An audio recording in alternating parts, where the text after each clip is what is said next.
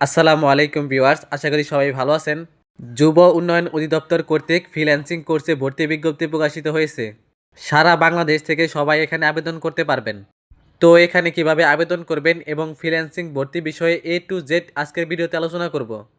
এই প্রশিক্ষণটি ৩ মাস মেয়াদি ১ এপ্রিল ২০২৬ তারিখে শুরু হবে এবং ৩০ জুন ২০২৬ সালে শেষ হবে।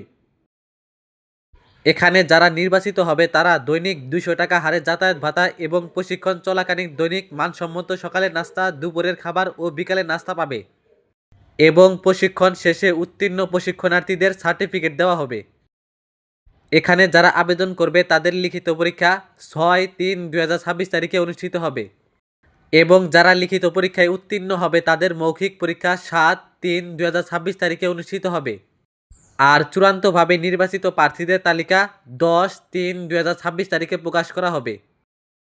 যারা এখানে আবেদন করতে চাচ্ছেন তারা এই ওয়েবসাইটে গিয়ে অনলাইনে আবেদন করতে পারবেন। এই ওয়েবসাইটের লিঙ্ক আমি ডেসক্রিপশন বক্সে দিয়ে দিয়েছি, চাইলে ওখান থেকে সরাসরি আপনারা এই ওয়েবসাইটে চলে যেতে পারবেন। অনলাইনে আবেদনের লাস্ট ডেট ৩/৩/২০২৬ সাল।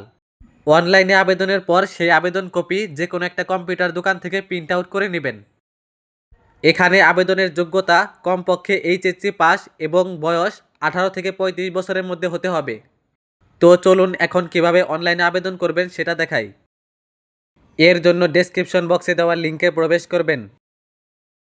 অ্যাপ্লাই নাও লেখা ওইখানে ক্লিক করবেন। নিচের দিকে স্ক্রল করে নিচে যাবেন। এখানে সকল ইনফরমেশনগুলো আপনার এনআইডি অথবা সার্টিফিকেট অনুযায়ী দিবেন।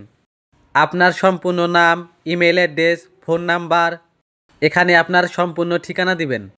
প্রথমে জেলা, উপজেলা, ইউনিয়ন, পোস্ট অফিস এবং গ্রামের নাম দিবেন।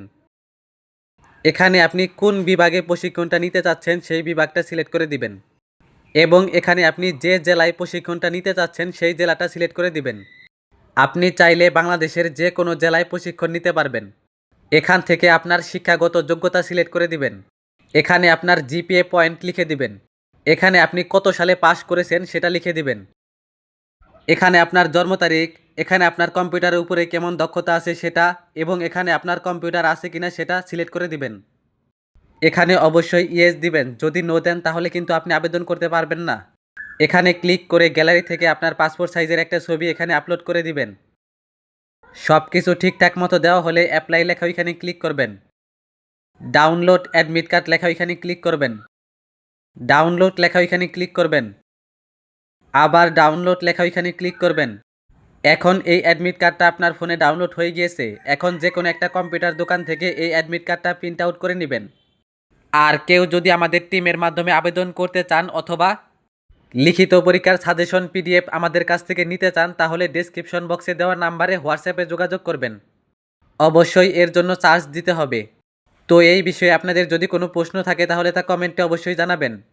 আর ভিডিওটি ভালো লাগলে অবশ্যই একটি লাইক করবেন এবং চ্যানেলে নতুন হলে এরকম ইনফরমেটিভ ভিডিও পেতে চ্যানেলটি অবশ্যই সাবস্ক্রাইব করে রাখবেন। তো আজকের ভিডিওটি এ পর্যন্তই, দেখা হবে অন্য কোনো ভিডিওতে। সে পর্যন্ত ভালো থাকবেন, সুস্থ থাকবেন। আসসালামু আলাইকুম।